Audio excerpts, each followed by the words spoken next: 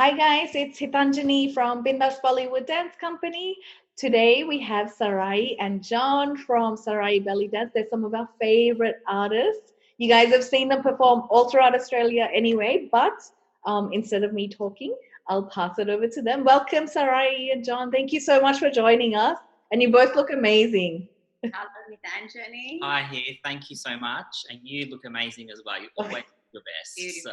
And thank you so much for the opportunity. We're really happy that we have the chance to talk about our art and talk about our genre. Yes. So thank you.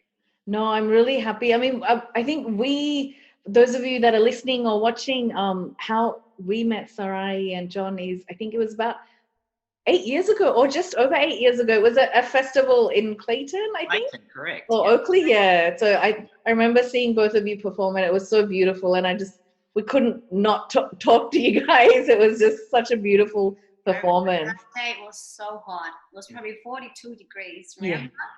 I do remember it was a memorable performance, definitely. But just for those people who are not familiar with your dance journey, can you tell us about how both of you started dancing and what style you do and how Sarayi Belly Dance School started? But I'll hand over to Sarayi first to start because our journeys are different. So Sarayi, you can go first and then I'll continue.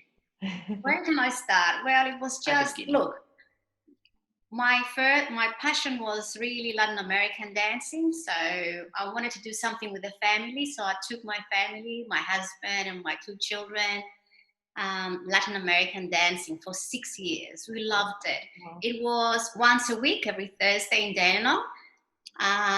It was an activity to do with the whole family. We loved the fact that we were socializing with multicultural people. Yeah. Then my daughter said to me one day, "Mum, I want to try belly dancing." And I go to her, "Belly dancing? Wow.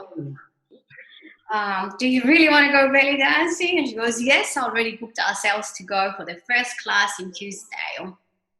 So we did go and I loved it. Yeah. The following day, when I went to pick up John from school, I told some mothers, you know, I'm starting a new dancing classes, doing belly dancing. And there was this beautiful lady, Lebanese lady, and she goes to me, "Oh, no, belly dancing is not for good women like us." "What do you mean?" Yeah.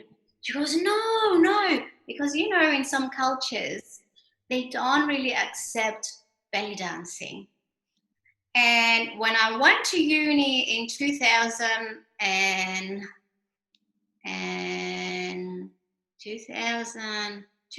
I think, or 2001, I went to Crete, an island of Greece, to the university because I wanted to update my skills in teaching Greek. And because I also teach Greek as part-time in a lot of ethnic schools in the Greek community. And when I went there, the last day of uni, because we had to go there, stay for 1 month, they asked me to dance. And I thought to myself, what better to do just a little routine of belly dancing? And everyone loved it. They loved it, really. And they were asking me, "Are you teaching belly dancing? Are you a teacher? Are you a professional dancer?" And then when I came back, I thought to myself, why not? I should start something of my own. And in 2002, I started my first dancing school in Dandenong actually, yes. And my first class, I had 26 students, 26 lovely young girls. That's and yeah, I'll pass it on to you after this. Okay. That's how John got inspired from Mum and his sister. Wow. Okay. So, my journey was a little bit different. So everyone thinks because we're a family and because it's my mum that, I learned from a young age and, I saw my, my mum dancing and my sister dancing but it's not completely true. It is part of it is true. Look, I always, when my mum and my sister used to go belly dancing, I loved the Arabic music. I always used to put on the songs, whether, I was in my bedroom, we had the CD players back then. So I always used to put the CDs on and listen to the music. And I did Latin American as well. At the time I was doing Latin American dancing, and I thought to myself, oh, I've never seen any male belly dancers, so I don't think it's something that men do. So I kind of was behind the scenes, supporting my mum and my sister. I used to help out their dance instructor with the video. Sometimes I used to videotape. So, and I used to secretly enjoy it, but I wasn't really open about it. I didn't speak about it. Just something that I just always loved when I was by myself. And when people used to go out of the house, I used to put the music on and just enjoy myself and just do a freestyle, whatever I thought. And then it was my 18th birthday? I think it was my 18th birthday. 18 or 16? I can't remember. No, I think it was something like that. I can't remember. 16th, I think, but never mind. Yeah. All right. So my sister, my mum, and my dad, they booked a restaurant. They booked a Turkish restaurant called The Killing. And what happened, the way that restaurant works is they have 3 different spaces. So they have 3 different rooms, and you actually sit on the floor. Like there's a little bench on the floor, and the tables are like really low. You sit on the cushions. Yeah, so you sit on the cushions. And it was something different. And I just thought to myself, they said, there's going to be a belly dancer that's going to dance. And I thought, oh, wow, and I was really looking forward to the show. Anyways, cut a long story short, the dancer was downstairs, and we were obviously upstairs, and they danced downstairs first. So mum and my sister said, we need to go to the ladies' room. So they went to the ladies' room, and they came up and were like, I said, what's going on? They're like, the dance is really good. We've got a really good surprise for you. And I'm thinking, what was it? And it turned out to be a male dancer. And when they said to me, it's a male dancer, I thought to myself, I wonder what that's going to look like, because I've never, ever seen a male perform before, like belly dancing before. But honestly, he came and he was so, so good. And I was just like, because it was so good. It was really, really good. And, sometimes you think, because it is a female oriented, I guess, dominated industry, you kind of think to yourself, what would it look like on a male? But he put so much of his energy into that performance, and it didn't look feminine at all. It actually looked really, really good. And I thought to myself, wow, he danced, he was amazing. And when he did his shimmies, the whole floor was shaking. And because we were sitting on the floor, we could actually feel the vibration. He created this really lovely, and when I saw this performance, I just thought, wow, wow. I thought, men can do it too. And it looks great. It really does. And then when I came home, I felt really, really happy that whole night. I felt really inspired, and I thought, maybe this is for me. Maybe, I should start something. Maybe, I didn't say anything at the time. I was very withheld, didn't want to share my emotion. And then I said to Mum that, I wanted to start dancing. And then she said, yes, that's, come. I used to go in the studio when she used to practice, and I just used to watch. But then I started joining in. And then there was one day where I went to, it was around Christmas time, I went to the Oakley Mall, and there was a pop-up store. And they were selling some DVDs. And there was one DVD in particular that was a belly dance DVD. And I bought it here to show you. And the girls... It was Vina and Nina, and it is Discover Basic Dance. And I gave it to Mum, and she goes to me, well, why are you giving me this? And I said to her, she goes, I'm not a beginner. Why are you giving me this DVD? And I said, it's good to, look at other people and whatever. But secretly, when everyone used to get out of the house, I used to put this on and I used to practice because I wanted to learn some movements. I mean, I had the best teacher here, but I wanted to learn, sort of like preparing before you go into a class, you want to have some knowledge of what you're doing. So yeah, so then afterwards, I started dancing with mum, and I said to her, I will dance in the studio, but I will never perform. I said, I will support you, you know, we can do choreographies together, whatever, I'll dance, but I'm only going to be an indoor dancer. I'm never going to perform. And I remember mum said to me, she turned around, she said, look, when you decide to perform, okay, I will support you, and just know that I will be very proud of you. So she was really, really supportive throughout my whole dance journey. Then my first performance, I remember, it was at a nursing home, and some of the elderly were like, but it was a good experience for me. Do you know what I mean? Like, they weren't all there, because some of them were you know, okay, some of them were, you know, felt a bit drowsy. So, but it was an experience, and it was my first performance, so I will always remember that. And I remember my first performance, my first solo, was at the Limbrook shopping centre when they had the big opening of the Limbrook Village. Yeah. They invited me, and I actually performed a drum solo. So that was my first solo, and I didn't have a costume.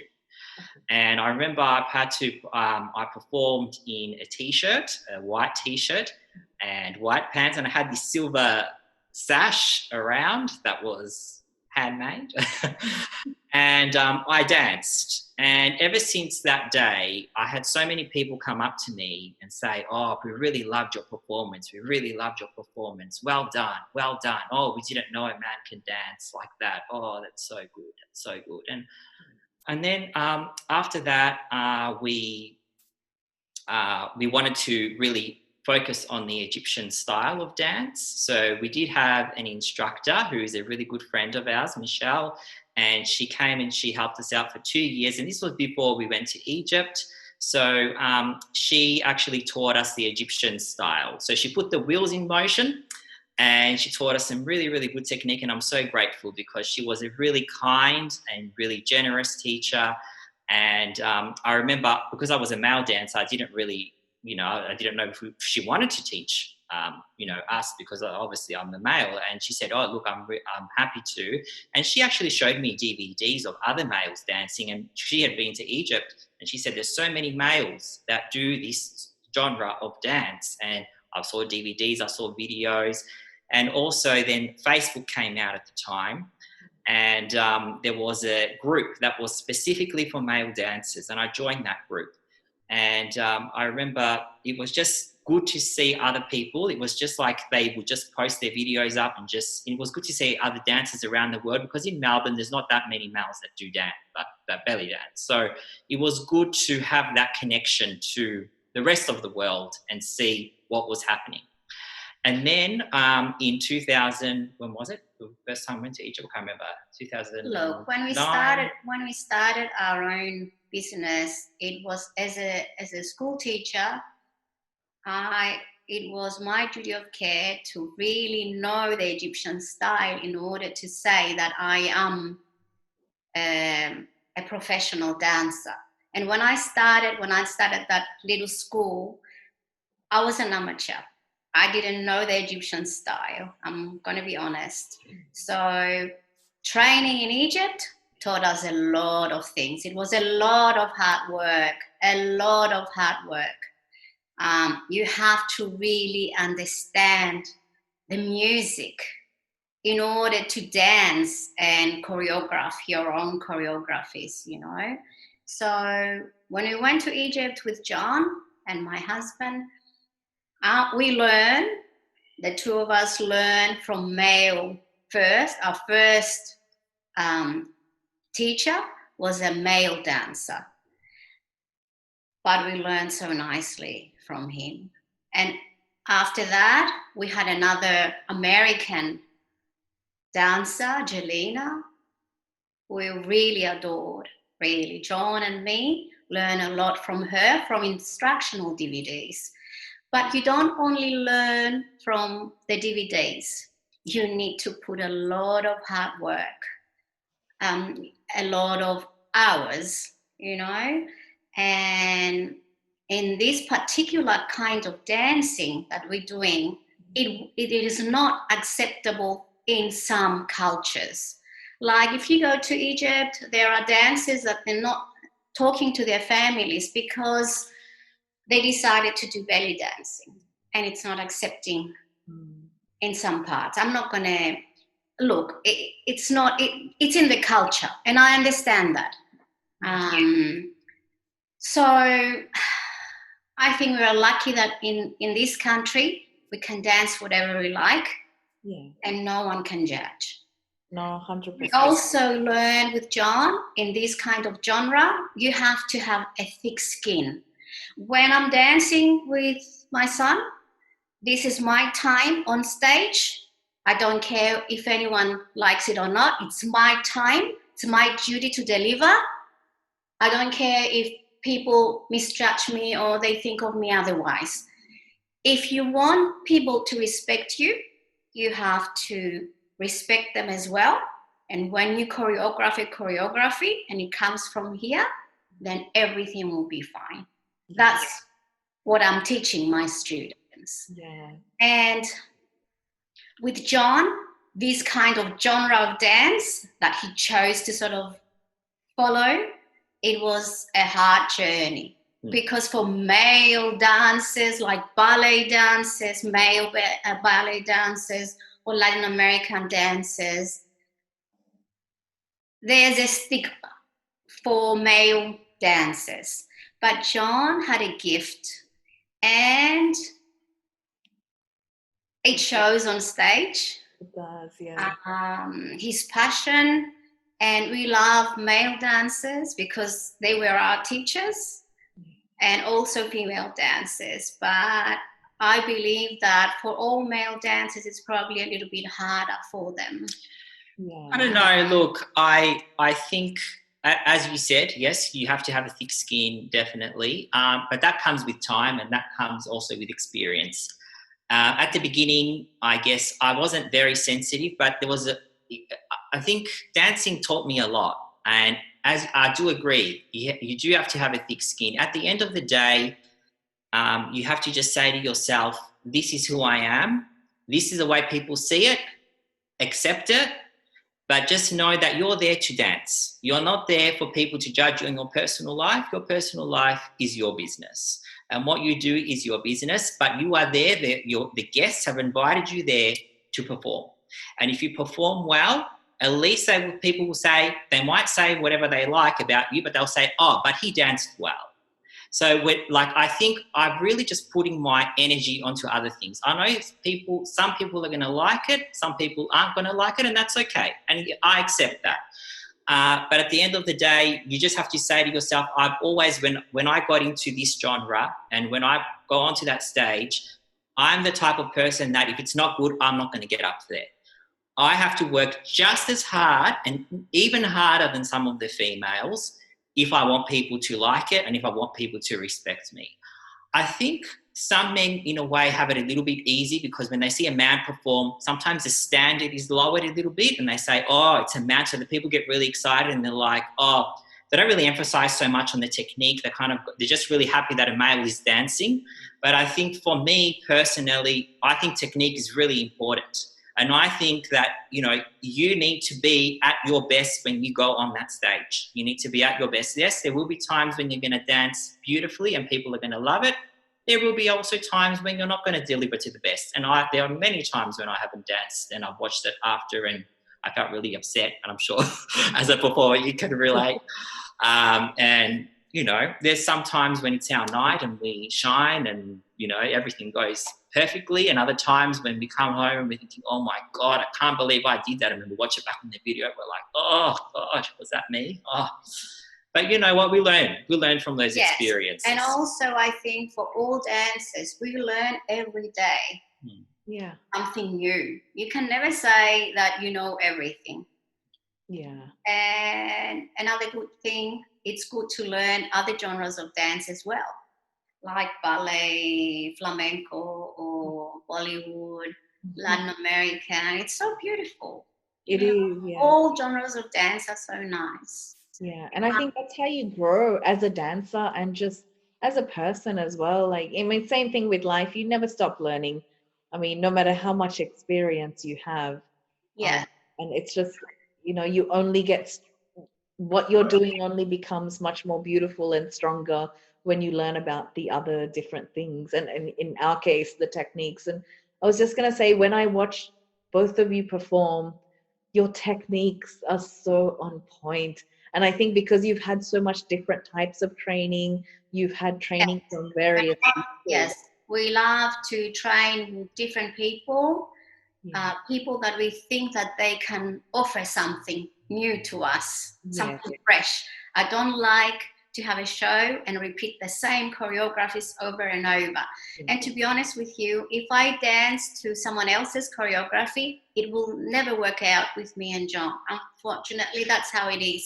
So the good choreographies that you see and you enjoy, they're the ones that we choreographed ourselves, because we work together as a team, and sometimes John might put a step and I might disagree, and I say, no, I don't like this one, and John will insist, and then we do it, and then he might want to put a step that I don't like, and I don't want to do it, and then that's how the choreography looks really nice, because when we choreograph something, I sit back and watch him dance, then he sits and he watches me dance, and then we decide, okay, we keep this step, this one, or no, we have to put this to the side. No, it doesn't go. Well, we're both extremely stubborn, but the good thing is we have a good collaboration. So it's good that we can't always agree on everything, and I love that, because we're so different. Like, although we both do the same style, we both train together, we both have different ideas when it comes to music and the way that we interpret it. So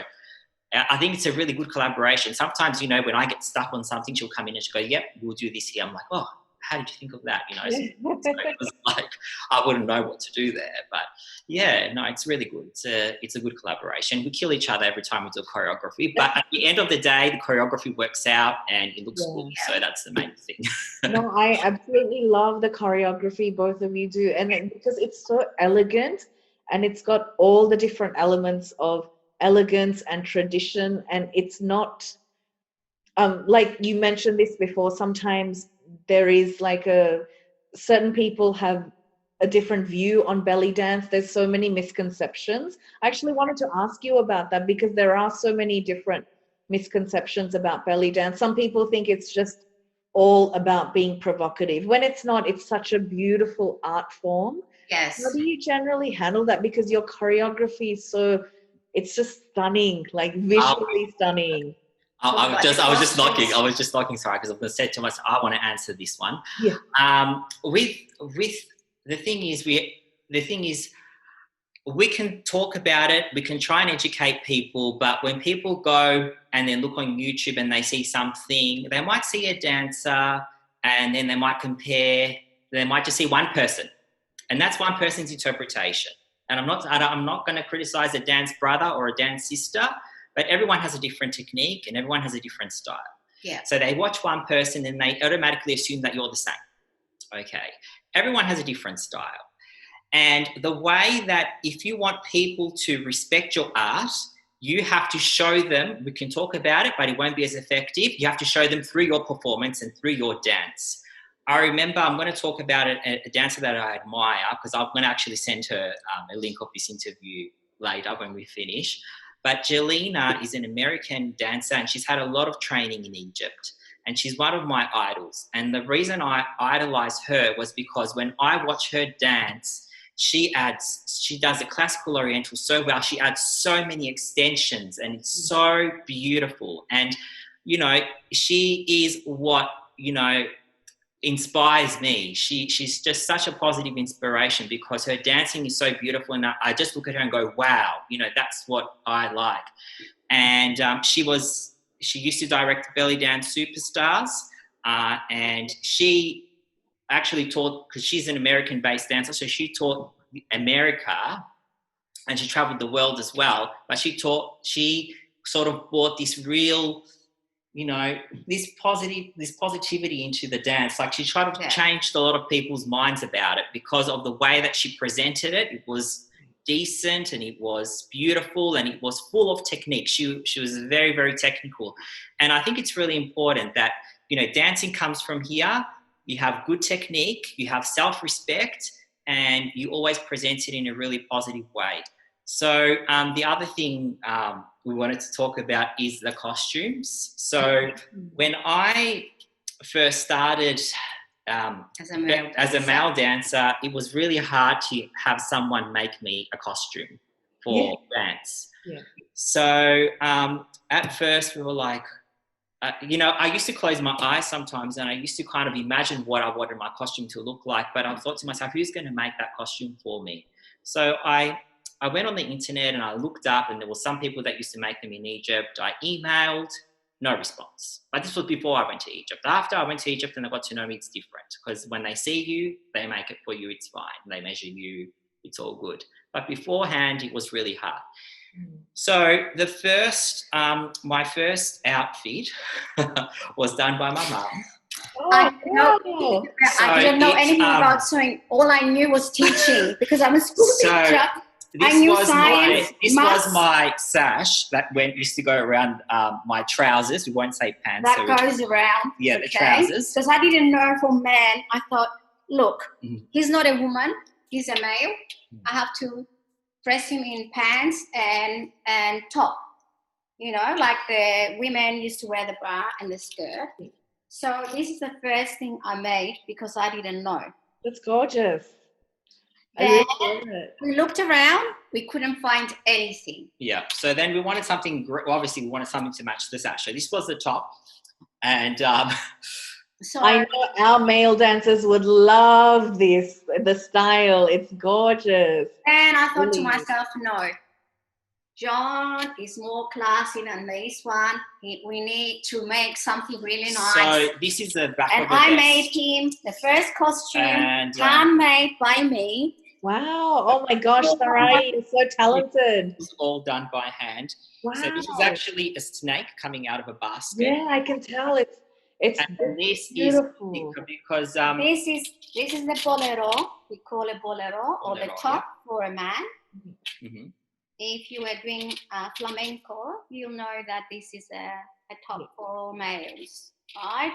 And the pants, with the snake to the side, okay?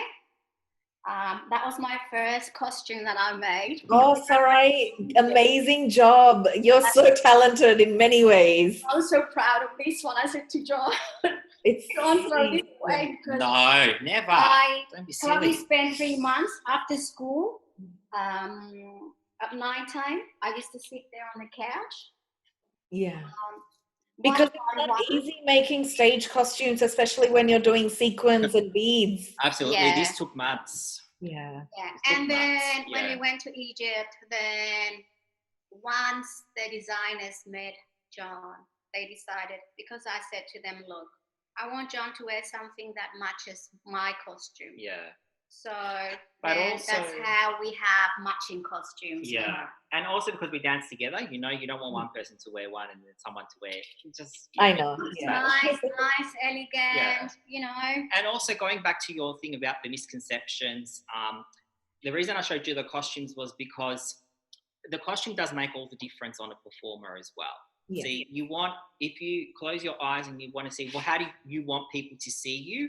That's the type of costume you should wear. Like I was going for that particular look, and that works well for me. It might not work for other people, but it works for me, and I'm happy with that. So, look, I'm really lucky that I have Sarayi by my side, and she, I'm really happy that all the time that she spent making that costume, and it might not be perfect, but it was at least, it was a start. But it's over the years, 15 years now. No, it's gorgeous.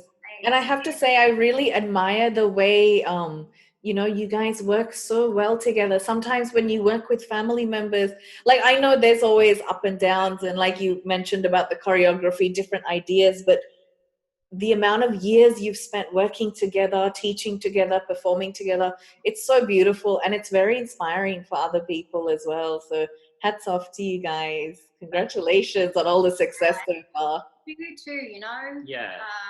You're a good friend, and also we love you performing. Yeah.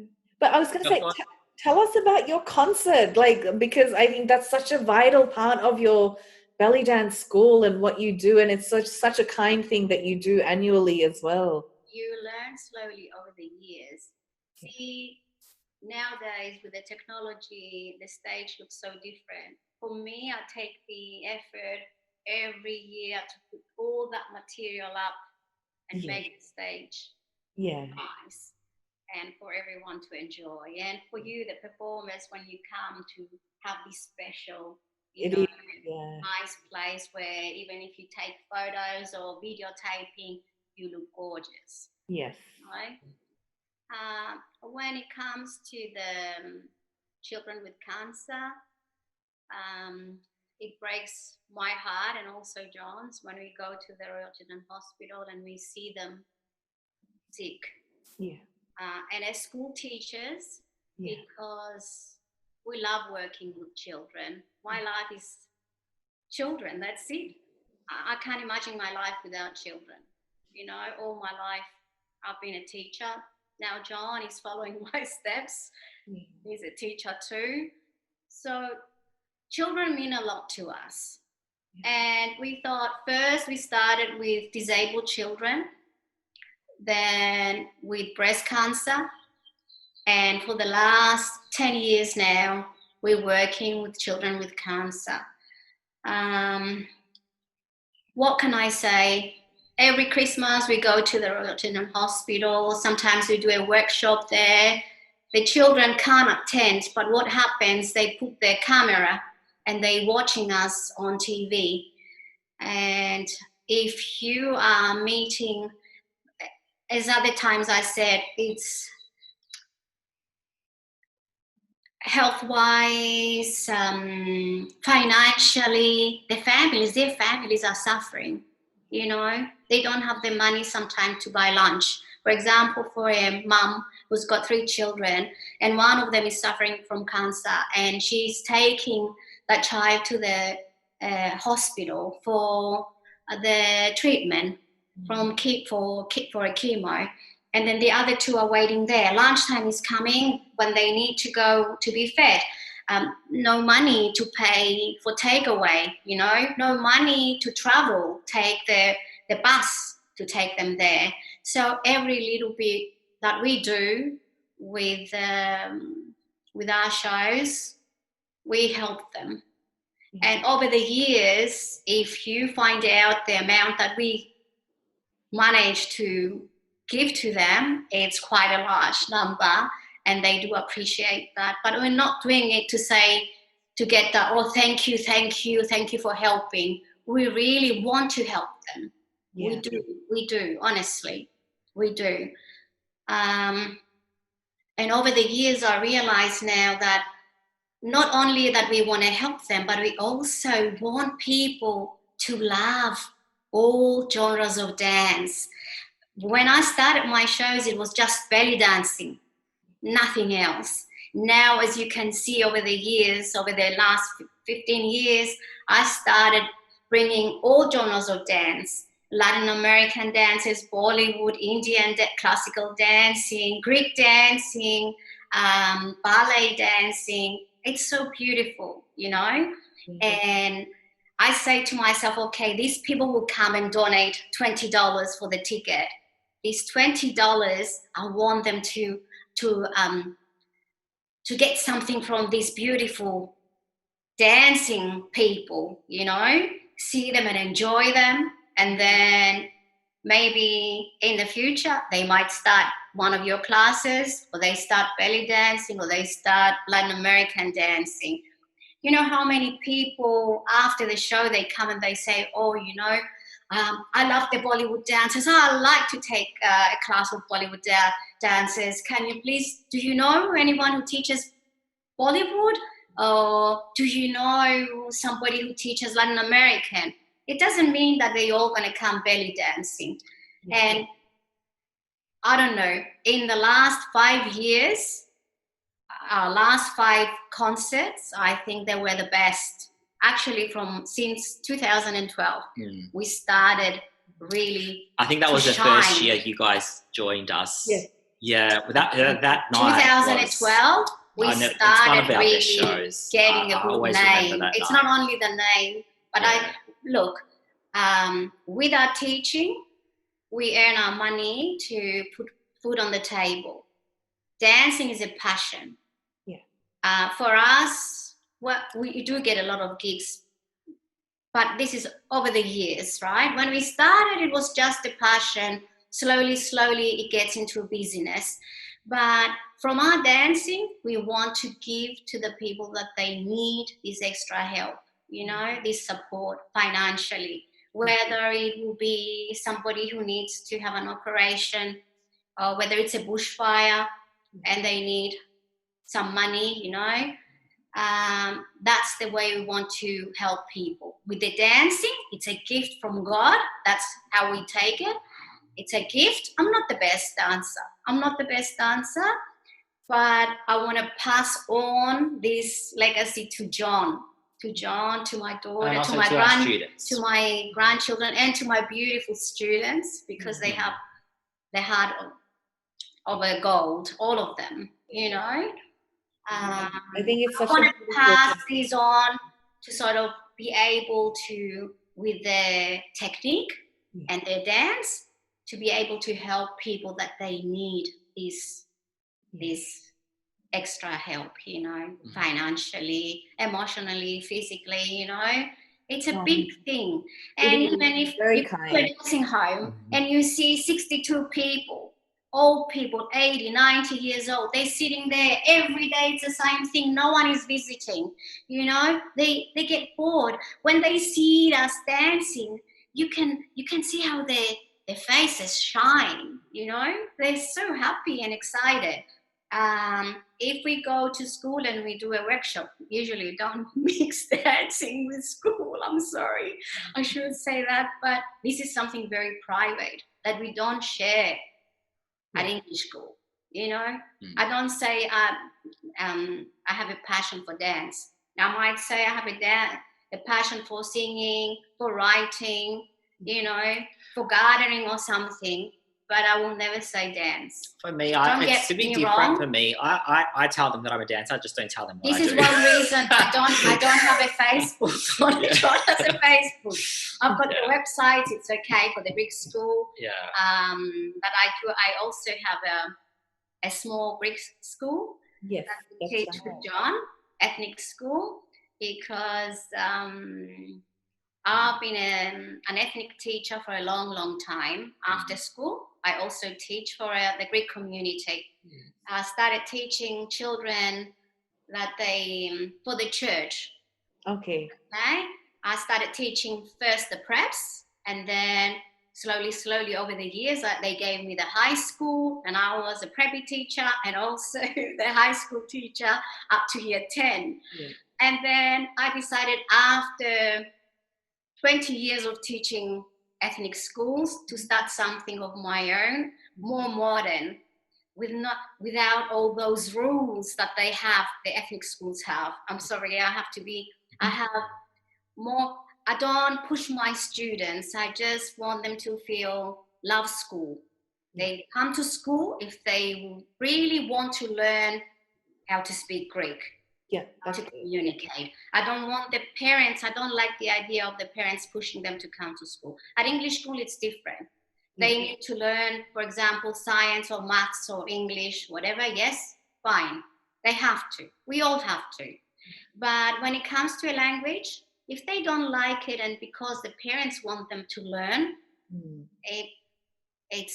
they're not happy, you know?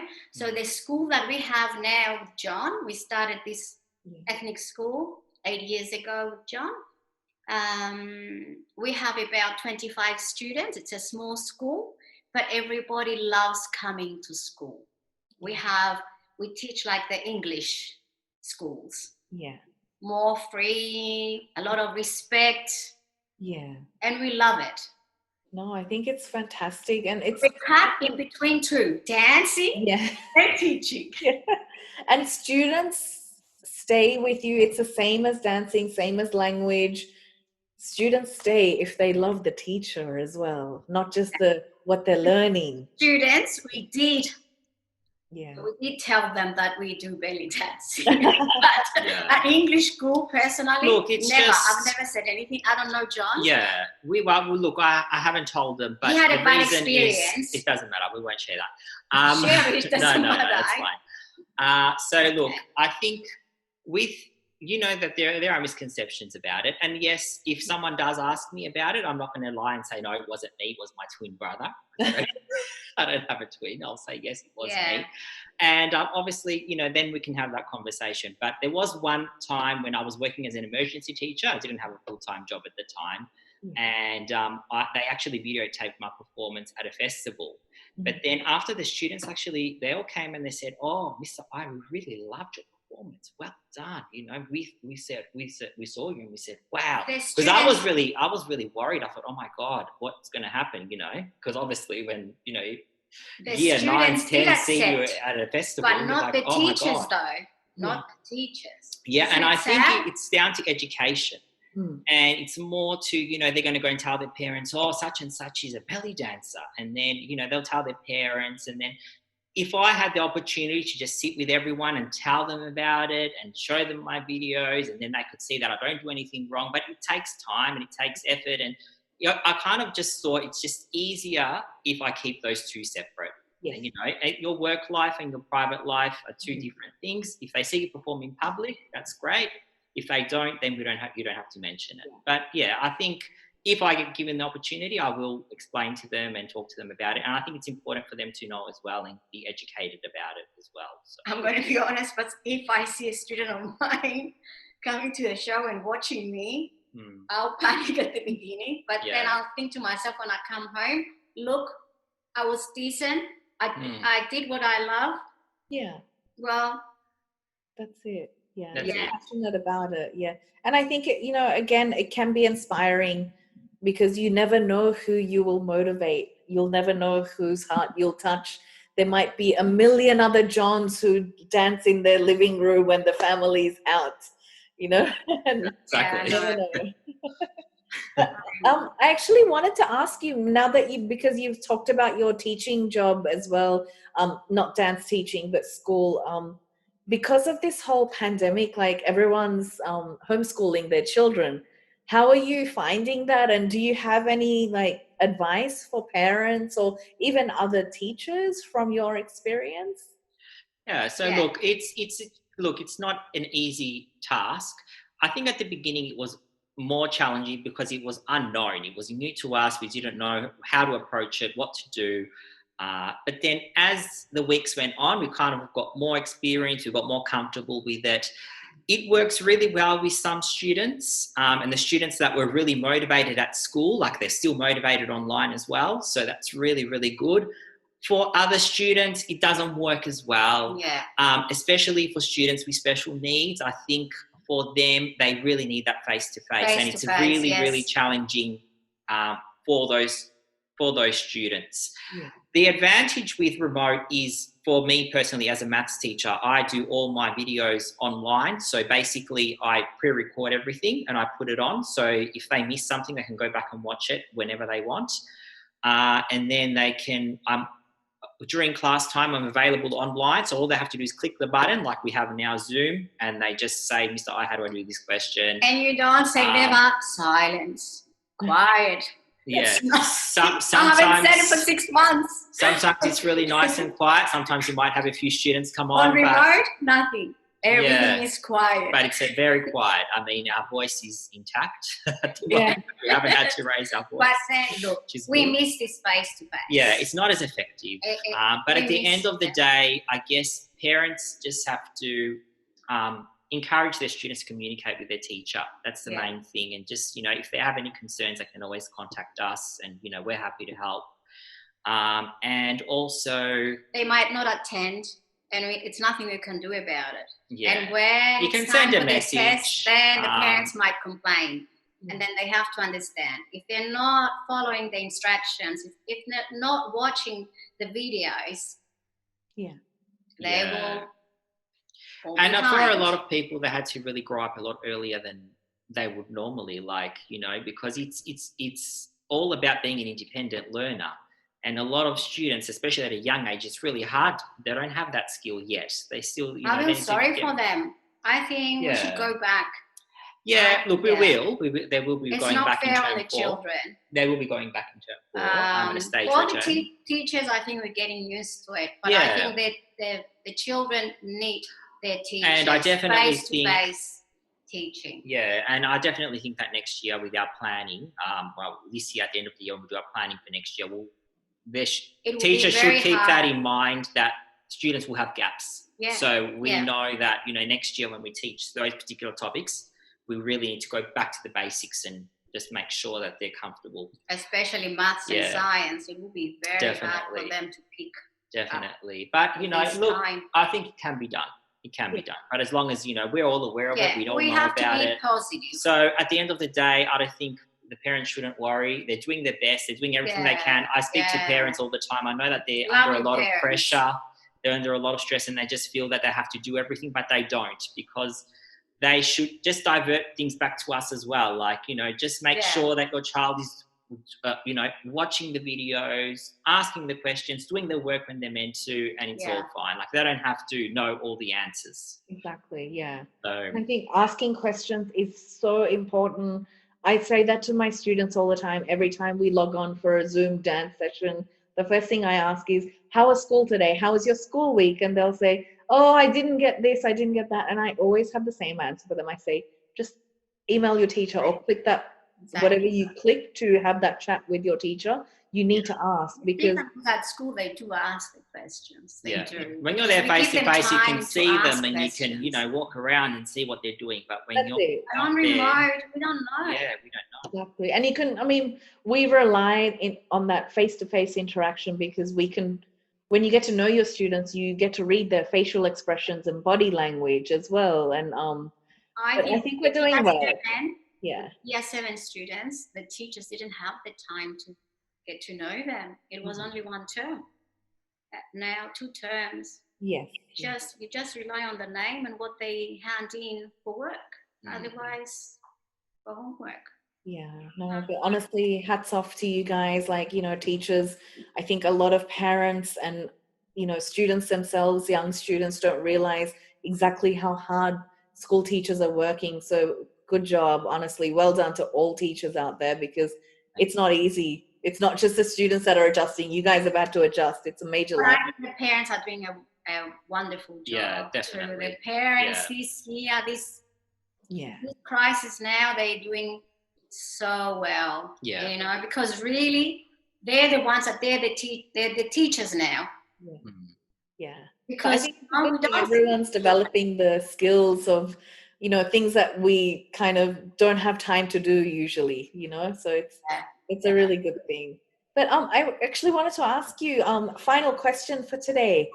Since we've been speaking a lot about teaching, both dancing and the school teaching, what would, if someone were to come to you for advice, like if they wanted to do dancing or belly dance as a profession, or even school teaching as a profession, do you have any advice or tips or any secrets that you'd like to give away? Okay. Yeah, look, I'll talk about belly dancing. I love dancing. So, look, for belly dancing as a profession, if for a male dancer, I think you really have to just go for it, and also just present yourself the way you want people to see it.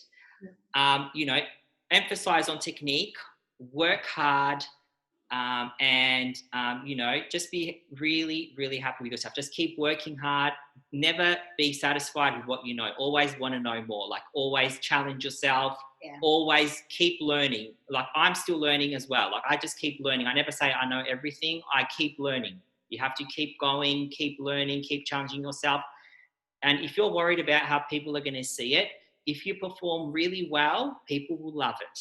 There will be some people that will accept it. There will be some people that don't, but you have to accept that. As a dancer, over time and with experience, you will develop a thick skin.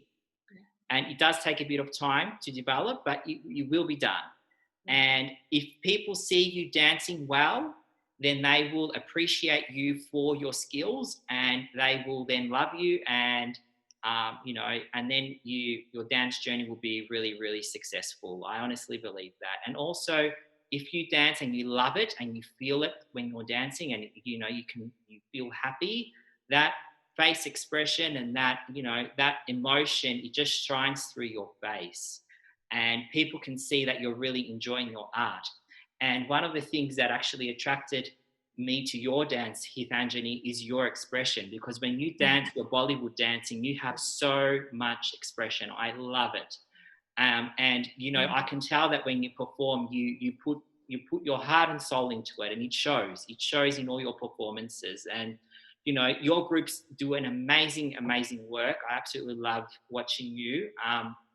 But you as an individual, and your group members as well, but when I watch you, I really see that emotion, and I see the love that you have for Bollywood dance. And you know, that's what we try and teach our students. We try and teach our students to have that.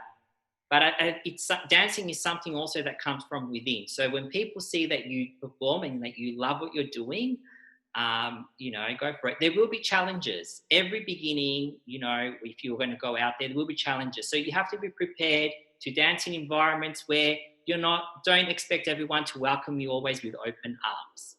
Okay, there will be times when I remember I went to recently, and this was only last year, I went to a festival, and there was this man, and he looked at me and he goes, and he said something in Greek, because I'm Greek and I understand what he said, but he didn't know that I was Greek. But he said, what are these people, look at what they're wearing, or what are these people doing here? And he kind of looked at, like, you know, like really like in disgust sort of thing, like how, like, what am I going to do? And then it was really funny, because after my performance, he changed his attitude completely. He came, because he said, he came and goes, that was really good. What nationality are you? I loved your performance. And I'm thinking, well, 10 minutes ago, it was a different story. So people are always going to judge. When they first see you, they'll say, and I don't think they mean anything bad by it. I just think sometimes people are surprised because they don't expect it. They're like, a man wearing that outfit, oh my God, what is he going to do? You know, like sort of, what a big surprise. But then once you dance and you dance well, I think people appreciate that. Yeah. So, and also there were times also when I've gone to places to dance as a professional that I felt really nervous, and I just felt a really heavy atmosphere. When you feel that the atmosphere is really positive, you always deliver to the best of your ability, and you can dance freely and you can be wonderful and whatever. But when the atmosphere is really tense and heavy, you feel sometimes a little bit withdrawn, and you kind of think, I don't want to be here. Like you kind of feel, you're not danger, because if I'm in danger, I won't perform, simple as that. But you feel really uncomfortable and you feel like you're not welcome, sort of thing. So you then have to go out with that smile. If you find that people make you nervous when you look at them directly, don't look at them. Look out into the horizon. When you look out into the horizon, you just imagine that you're in your own little bubble. You smile. You might be dying inside, but you smile and you just keep going. And, you know, I normally feel nervous before a performance, but once you're on stage, as I said, it's our time, it's our space. If they don't like it, you have to have this attitude and this thinking. If they don't like it, they can turn the other way. You're there to dance, and whether they like it or not, you are there to perform. You're paid, you need to deliver. That's my thinking. No, and I think if you have that strong, positive mindset, then everything works out. And another thing I'm going to add, as an older person, always respect other dancers. Yeah. And be kind to them. Yeah. You cannot think of yourself, you're the top. You're never the top. You can be the top one day and come down within the next day. Yeah. So in this world, we have to respect one another, be kind to one another, be kind to the other dancers. That's what I teach my students too. When you go out to perform, don't think for once that you're the top. I won't say the word. What I say to them. Yeah. Have dance. You want to shine, but then respect others, because you don't know. Yeah. You don't know. We learn from one another. 100%. So first, when we get on stage, respect yourself first, and then respect the people around you. and the other dancers, the other performers. Yeah, no, I think beautifully said. I agree with that so much. And something I tell my students as well, like, you're never in competition with anyone. Your job is to do Yeah, your and best. especially when you dance in a show. That's why I try to invite always performers that they don't want to compete between them. And I always, as a host, I always make them shine. I always have something nice, even if I don't know them. Yeah. I go out and I say something nice for them. I never ask for somebody, oh, please write me 2, 3 lines so I can introduce you to the people. I think to myself, you're an educated person. What do you think of this group? You write what it comes from my heart. That's instead of going, I go to some other shows, I'm sorry, and they start, oh, I dance, blah, blah, blah, blah, there, here, there. Ooh. The list. And when they perform, let me be the judge and say if you are the good performer. Yes. There's no need to make yourself, you know what I mean? That's one thing I want to teach my students. Also, first myself, my son, my family, and then everyone who comes around me. I understand what you're saying. I also understand the other point where people do ask for a description, but that's just because, look, we're very different. Yes, so as I said, we have different viewpoints. Yes, yeah. Because some performers, when you invite them, they want some specific things said about themselves. Yeah. They want you to announce it. So it's different. So if they want you to say something in particular, then you have to respect that and you have to say it.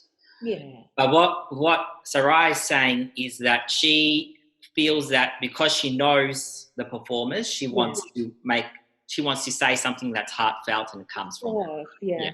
And that's what I love about your event. Like, you connect so well. Like, you make sure you get to know the people that come to your show, like, and you treat them with so much love and kindness. So you want to express that as well. So no, I understand. I don't like to invite just everybody. I just want to invite family people, down to earth. I'm not saying I don't want to invite everybody. I do. Yeah. But what I'm saying, the kind of shows have good people. Yeah. They're all good. Look, if people are rude, then obviously they shouldn't come. And I think they make the people that we invite to come, they always make our performers feel really good about themselves. No, I have to say, it is definitely one of my favorite annual events. I love coming to your show. Like, it's just all our performers, we look forward to it so much. We get so excited because we know it's just, even if we come there and for God knows what reason, for some reason we don't even get to perform, we'll still have an amazing time because it's always just so full of love, and that's what it is at the end of the day. It is. It's a family show. Yeah. Let's put it this way. Yeah. It's a family show. Yeah. And we love coming to your shows too. Absolutely. And the thing is, before we were looking for Bollywood group to come and perform to our shows, but we never. Yeah, and when we saw you at Clayton, we were so excited. It was we were like, yes, blessing. Bollywood dance. Thought, yes, Bollywood. We're so excited because we thought, this is so great, and we got to meet another Bollywood dancer. So, yeah. But although we live in Dandenong, if you think that it's in Dandenong, we have cultures that they don't accept belly dancing. So it's not really a good area in Dandenong to be teaching belly dancing. It's very hard to get students. Yeah. So, but then on the other hand, because I've got the studio here, I don't want to move on to other places because I don't want to make other dancers feel that I invade their space. So I stay in Dandenong. But in Dandenong, we have, as I said, a lot of cultures that their families are not allowing them to do belly dancing. Like, I had a student in the past who, beautiful lady, educated lady, she used to teach at uni, and she used to come and say to me, look, if my brother finds out that I'm doing belly dancing, he's going to kill me. So I used to feel very uncomfortable as well, and then thinking to myself, well, if your family does not agree, you don't want them to come because you don't want trouble just outside my house if my studio is here. You know what I mean? So it is very hard.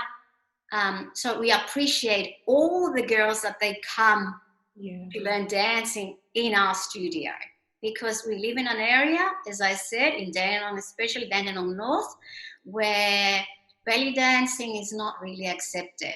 See, we never danced at Dandenong Market. You probably did. We because of the culture. Okay.